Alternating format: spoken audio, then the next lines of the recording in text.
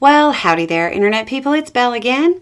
So today we're going to talk about Texas, the Senate, the presidency, a poll, and whether Texas is really in play. Okay, y'all expect to see the headline, Texas in play. Because the first poll conducted after Harris became the nominee came out, and it has some very interesting results. Especially since the poll resurveyed a lot of the people from the Biden-era polls. Of course, the media will focus primarily on the presidential race, but I think there's something more interesting a little further down. But we'll get there. We'll run through the presidential race first. Harris has 44.6% of the vote. Trump has 49.5%. So Harris is still a little less than 5 points down.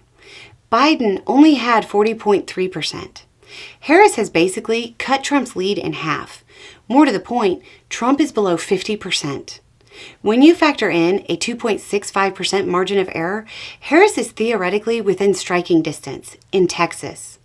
Texas. Does this mean Texas is in play? The state has a long red history. The last time Texas went blue was almost half a century ago.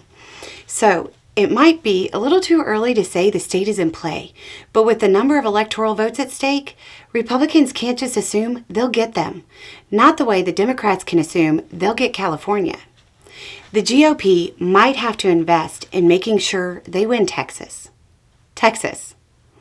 The resources Trump has to use to protect Texas are resources he can't use in traditional battleground states like Georgia or North Carolina. Whether or not Texas is really in play depends primarily on voter turnout.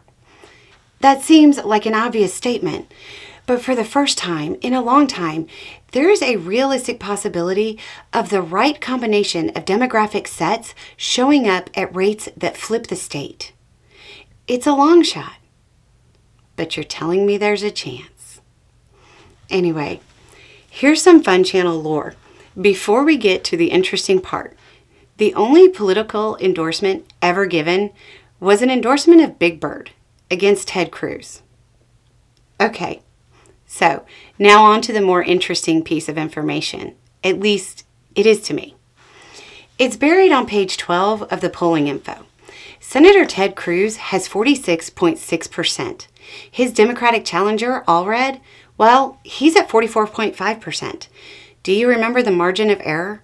2.65%. Allred is within the margin of error in Texas. Democrats have been playing defense when it comes to keeping the majority in the Senate. This seems like a very real chance to turn a red seat blue. I know it sounds a little out there because, again, we're talking about Texas. But here's some perspective for you. At time of recording, Allred is trailing Cruz by less than Trump is trailing Harris in national polling averages. If you don't feel Harris has the election on lock, you have to at least admit that there are some very nervous Republicans looking at the numbers coming out of Texas.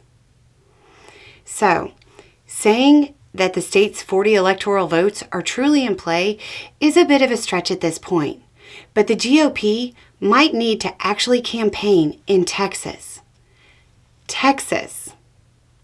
Anyway, it's just a thought. Y'all have a really good day.